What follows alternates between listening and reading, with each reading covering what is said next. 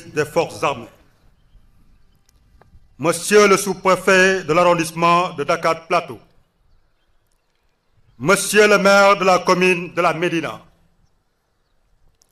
Monsieur le général de corps d'armée, grand chancelier de l'Ordre national du Lion, Monsieur le général de corps d'armée, chef d'état-major général des armées,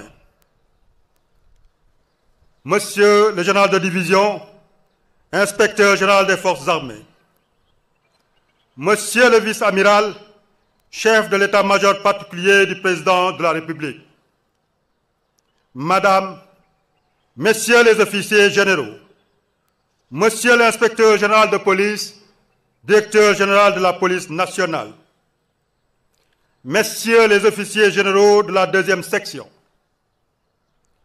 Messieurs les hauts magistrats et cadres de l'administration, Mesdames et Messieurs les présidents de conseil d'administration, présidents, directeurs généraux et directeurs d'agence, notabilités coutumières et religieuses, officiers, sous-officiers, militaires du rang, personnel civil de la gendarmerie, gendarmes du cadre de réserve et à la retraite, chers époux et épouses des personnels militaires de la gendarmerie, partenaires et collaborateurs de la gendarmerie nationale, honorables invités, en vos rangs, grades, titres et qualités, chers parents et amis, Mesdames, Messieurs, Monsieur le Président de la République, Son Excellence Bassirou Diomaye Diakhar Faye, chef suprême des armées, m'a fait l'honneur de me nommer à la fonction de haut commandant de la gendarmerie nationale et directeur de la justice militaire. Après avoir rendu grâce à Dieu, maître des destins, j'exprime ma profonde gratitude et ma déférente reconnaissance au chef de l'État pour la confiance placée en ma personne. En ces moments solennels, je rends un vibrant hommage aux voyants gendarmes qui sont tombés sur le champ d'honneur en accomplissant leur devoir ou qui ont été emportés par la maladie. C'est le lieu de saluer la mémoire de feu le général de division de la 2e section, Mamadou Diop, ancien haut commandant de la gendarmerie nationale et directeur de la justice militaire, qui a été arraché à notre affection la semaine dernière. J'exprime à nos blessés et aux familles endeuillées toute ma compassion et leur renouvelle mon soutien entier de tous les instants. Je n'oublie pas nos camarades engagés en opération extérieure ou à travers le territoire national. Je salue avec déférence l'action de tous les hauts commandants de la gendarmerie nationale qui m'ont précédé à cette prestigieuse fonction. Je leur rends un hommage mérité pour leur contribution significative à la grandeur de la gendarmerie nationale. Leur héritage sera pour moi une source d'inspiration permanente dans l'exercice de mes fonctions. Mes pensées vont naturellement à ma famille, notamment à mes défunts parents, à qui je témoigne ma reconnaissance éternelle. Que Dieu les accueille dans son paradis céleste et fasse briller sur eux la lumière sans déclin.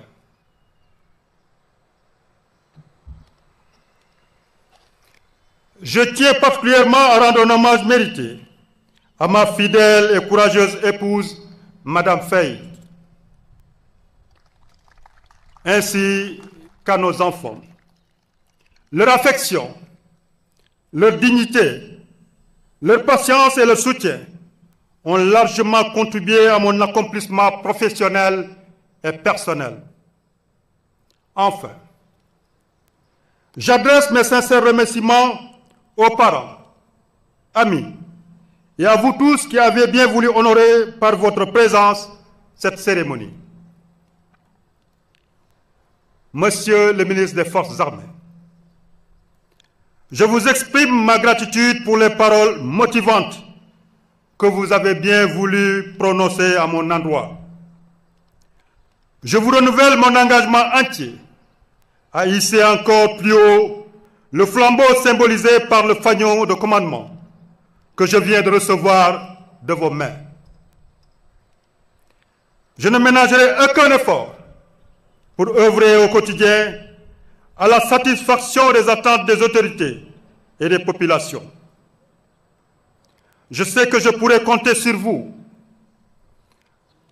votre patriotisme, votre large ouverture d'esprit et votre riche expérience sont de précieux atouts et une chance dont nous ne manquerons pas de tirer profit. Monsieur le ministre, honorables invités, le 3 avril 2024, lors de son investiture, Son Excellence, Monsieur le Président de la République, s'engageait solennellement à œuvrer inlassablement à la préservation de la paix et de la cohésion nationale, dans un Sénégal mieux sécurisé et plus juste, dans une démocratie renforcée. À cette fin, le chef de l'État m'a chargé de contribuer à la concrétisation de cette vision en plaçant l'humain au cœur de notre stratégie de gouvernance sécuritaire. Aujourd'hui, il s'agira pour moi d'inscrire en priorité la satisfaction des attentes des populations au cœur de l'action de la gendarmerie nationale et de garantir à la nation sénégalaise une sécurité et une défense qu'elle mérite. D'abord, en tant que force de souveraineté, notre institution consolidera son engagement à contribuer à la sécurité ainsi qu'à l'intégrité du territoire pour mieux garantir le fonctionnement normal de l'État et en toutes circonstances et contre toute forme de menace. Ensuite, en tant que force de sécurité, nous mettrons tout en œuvre pour protéger les populations, préserver l'exercice des droits humains et des libertés fondamentales et participer à la sauvegarde de l'unité et de la cohésion nationale.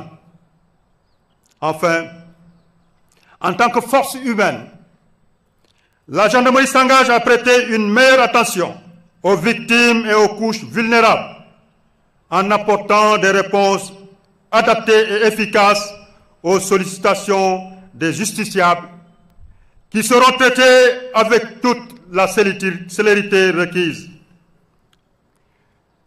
La seule présence du gendarme devra apporter sérénité et confiance. En conséquence, quel que soit le contexte opérationnel et les conditions d'intervention, le rôle de la gendarmerie en tant que force publique sera exercé avec discernement et professionnalisme, c'est-à-dire dans le strict respect des obligations déontologiques, permettant ainsi de préserver durablement une relation de confiance entre nos concitoyens et les forces de l'ordre.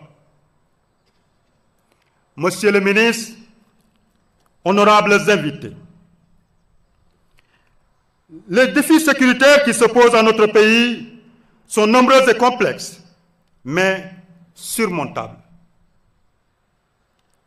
De même, la volatilité de la situation sécuritaire dans la sous-région est une grande source de préoccupation qui interpelle la gendarmerie. En effet, la criminalité transnationale organisée, exploitant la porosité des frontières, menace la stabilité et le développement des régions Est et Sud-Est de notre pays. Elle se manifeste, entre autres, par les vols à main armée, les trafics de tout genre et les pillages des ressources humaines, sous fond de dégradation de l'environnement.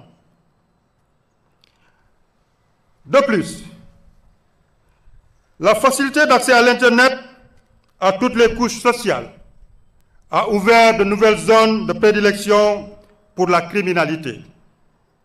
Parallèlement, les urgences de sécurité intérieure se posent avec acuité. L'insécurité routière en est l'un des fléaux les plus préoccupants qui met en péril la vie de nos concitoyens par des accidents meurtriers et fréquents dont les conséquences sont dramatiques. Aussi, les violences physiques qui se manifestent par des agressions ouvertes contre les personnes en plein jour alimentent-elles le sentiment d'insécurité. La délinquance économique et financière en tant que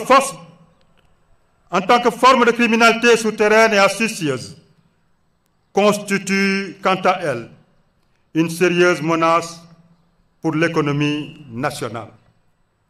En somme, ce sont ces défis de sécurité intérieure, sous le substrat d'un contexte sous-régional instable et très contagieux, qui guideront les choix stratégiques de la gendarmerie nationale dans le présent et pour les prochaines années. Monsieur le ministre des Forces armées, honorables invités, mon ambition est de renforcer la construction d'une gendarmerie performante et efficace, présente sur l'ensemble du territoire national, apte à contribuer à la paix, à la sécurité et à la défense de l'intégrité du territoire national, aux côtés des armées et des forces de sécurité intérieure. Sous mon commandement, la gendarmerie s'engage fermement à renforcer et à maintenir son modèle spécifique caractérisé par sa polyvalence, sa transversalité et son positionnement institutionnel qui lui ont valu tant de satisfaction par le passé. Pour ce faire, nous continuerons à renforcer notre maillage territorial afin de garantir une présence effective et permanente sur l'ensemble du territoire national avec une disponibilité opérationnelle assurée 24 heures sur 24 et 7 jours sur 7. Ainsi, mon plan d'action sera articulé autour du renforcement des 4 fonctions opérationnelles suivantes. Commandement, coordination, conduite, veille, alerte, prévention, surveillance, investigation et enfin, protection, intervention. La fonction commandement, coordination, conduite permet à l'état-major du haut commandement de planifier et d'assurer le suivi de la conduite des opérations exécutées quotidiennement par les unités de gendarmerie. Les fonctions veille, alerte, prévention et surveillance, investigation constituent les principaux domaines d'intervention de la surveillance du territoire dans le cadre de la sécurité publique et à ce titre, la recherche de la proximité avec la population sera privilégiée par les unités territoriales dont le dispositif sera réorganisé autour des communautés de brigades et des brigades de proximité. Cette stratégie de sécurité de proximité est complétée par la fonction protection-intervention, qui se traduit par la création de réservoirs de forces constituées d'escadrons mobiles, d'escadrons de surveillance et d'intervention, d'antennes du GIGN et de brigades cynophiles en appui à l'action des brigades territoriales et de recherche. La régionalisation des groupements de gendarmerie mobile sera achevée dans le but de renforcer la présence de la gendarmerie à travers le territoire national, notamment dans les régions de Kédougou, Matam et Kolda. Par ailleurs, conformément à la volonté du chef de l'État de moderniser l'administration et de faciliter les démarches des citoyens auprès des services chargés de l'application de la loi, les nouvelles technologies seront largement mises à contribution. Un accent particulier sera mis sur l'accessibilité, la qualité et l'accueil,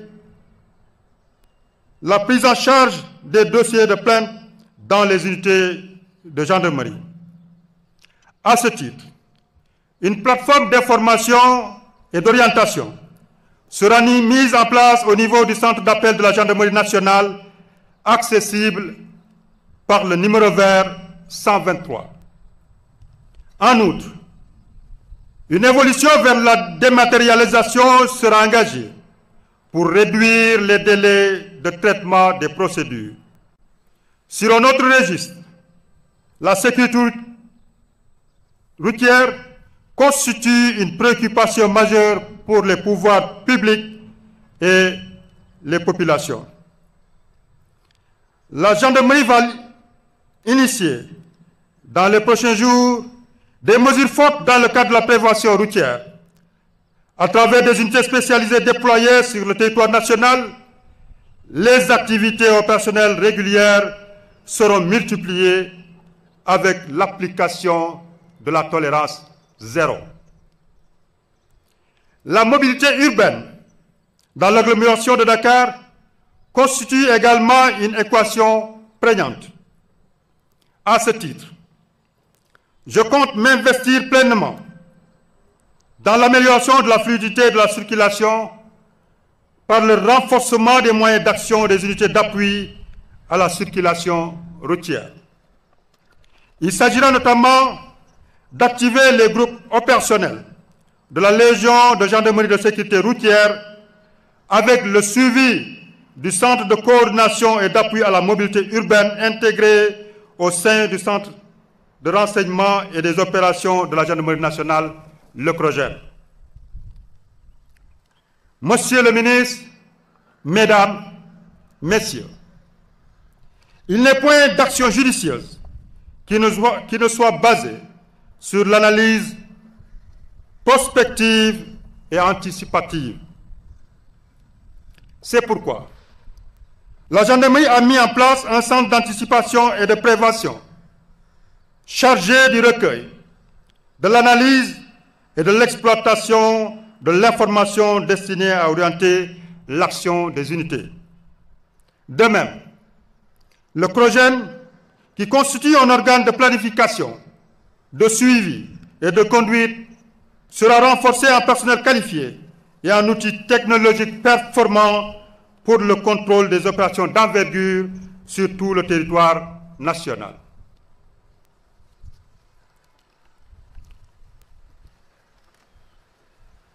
Conformément à sa vocation de compétence sur les milieux terrestres, aériens, maritimes et numériques, le haut commandement a pris des options stratégiques pour garantir les capacités d'intervention multidimensionnelles de la gendarmerie.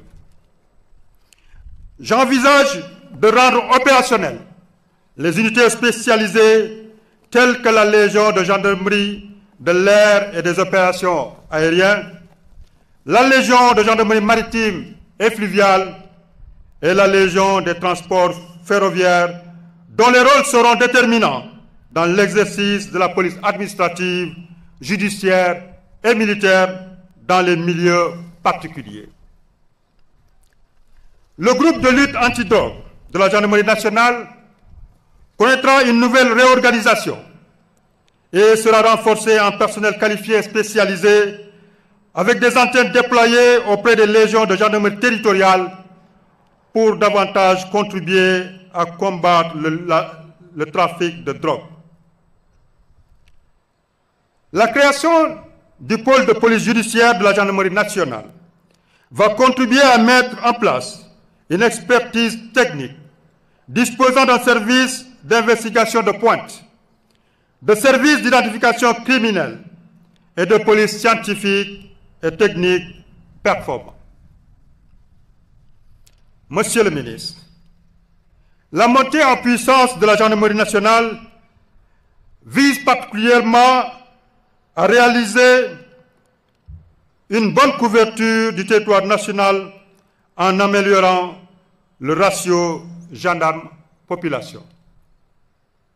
L'objectif est de disposer dans chaque région, département et arrondissement de plusieurs types d'unités de gendarmerie territoriale et mobile, complémentaires et placées sous un même commandement opérationnel. La finalité est de garantir à chaque citoyen le même droit à la sécurité, quel que soit son lieu de résidence sur le territoire national. C'est pourquoi, tout en poursuivant le relèvement des effectifs, je mettrai un accent particulier sur la qualité des ressources humaines et l'amélioration des infrastructures de cantonnement pour garantir la disponibilité de ces forces appelées à assurer une présence permanente sur le terrain. Monsieur le ministre, en ma qualité de haut commandant de la gendarmerie nationale et directeur de la justice militaire, je veillerai à promouvoir une offre de sécurité moderne et adaptée, portée par une gendarmerie réconciliée avec les populations et toutes les communautés dans un concept armée-nation rénové. À ce titre, la gestion prévisionnelle des ressources humaines, fondée sur les qualifications initiales spécialisées et une politique de promotion du genre volontariste, constitue le premier jalon. La gestion des parcours de carrière des personnels officiers et sous-officiers dès la sortie d'école sera également orientée vers une spécialisation dans les subdivisions d'armes, les formations spécialisées et les services. Des passerelles seront créées pour faciliter le changement d'options dicté par des nécessités de service. La dématérialisation complète de la gestion des personnels permettra un meilleur suivi des parcours de carrière et de la mobilité ainsi que des cadres d'avancement. La prise en charge sociale des personnels sera une de mes priorités dans le cadre de l'amélioration des conditions des militaires. Je compte ainsi renforcer la politique d'accès à l'habitat à travers des projets immobiliers, aussi bien à Dakar que dans les régions. En outre, je mettrai en place un code de déontologie pour encadrer l'action du gendarme dans l'exécution du service ainsi que ses rapports avec la population, en instaurant notamment une charte d'accueil dont je veillerai à l'application rigoureuse. Monsieur le ministre, Mesdames et Messieurs, assurément à l'ère de l'instantanéité et la démultiplication des sources de l'information, les institutions d'application de la loi sont appelées à améliorer nécessairement leur stratégie de communication. En effet, les médias et les relais communautaires constituent un vecteur puissant d'interaction avec les populations. Il est donc important que les populations sachent ce que fait la gendarmerie pour l'intérêt général dans le cadre d'une démarche citoyenne et responsable. C'est pourquoi j'apporterai de nouvelles orientations à la communication institutionnelle dans le cadre du raffermissement des relations avec le public. Une chaîne de télévision de la gendarmerie verra bientôt le jour pour approfondir l'interaction de la gendarmerie avec les populations. Par ailleurs, avec l'adoption du nouveau décret d'organisation 2024-824, la gendarmerie nationale s'est inscrite dans une dynamique de renforcement de l'expertise dans les différents domaine de l'exécution de son service. En effet, ce texte apporte de nombreuses innovations organisationnelles qui donnent une véritable identité aux grands commandements et services dont les attributions en matière de gestion, de conception, de direction, de surveillance et de contrôle de l'exécution du service seront désormais renforcées. Au titre du cadre d'emploi, j'engagerai une réflexion doctrinale sur le décret 74-571 portant règlement sur l'emploi de la gendarmerie et son service dans le but de l'adapter à l'évolution des missions et de l'environnement sécuritaire. Monsieur le ministre, telles sont les grandes orientations que je m'engage à mettre en œuvre pour offrir à nos concitoyens une sécurité humaine efficace. Toutefois, il est bien évident que la réalisation de mon ambition pour la gendarmerie nationale s'appuie sur un personnel professionnel et engagé à qui je voudrais m'adresser à présent. Messieurs les officiers généraux, officiers, sous-officiers et gendarmes auxiliaires, je m'incline devant vos drapeaux et étendards et je vous exprime ma fierté, ma détermination, mais également mon humilité face à l'immense responsabilité qui est désormais la mienne. Je suis profondément honoré de vous commander et je suis fier de chaque femme et homme qui porte l'uniforme avec honneur et dignité. Je vous exhorte à consolider vos valeurs professionnelles et morales pour préserver notre posture républicaine. La compétence et la probité doivent demeurer nos repères permanents. Je vous commande de faire preuve en toutes circonstances de discipline, de droiture, de désintéressement et d'engagement en amont, de professionnalisme dans l'exécution du service comme dans la vie quotidienne. L'action de la gendarmerie doit être fondée sur la légalité, la déontologie et surtout l'éthique qui est au-dessus de la pyramide des valeurs. En ce qui me concerne, je m'engage solennellement à avoir les mêmes exigences vis-à-vis de ma propre personne. Mon engagement à vos côtés sera quotidien et toujours bienveillant, notamment dans le cadre de l'exercice de vos fonctions. Je ne ménagerai aucun effort pour l'amélioration de votre bien-être et celui de vos familles. Puisse Dieu nous donner la santé et l'énergie nécessaires pour qu'ensemble, nous puissions relever les nombreux défis qui nous interpellent, au grand bénéfice de nos concitoyens et pour le succès de la gendarmerie nationale.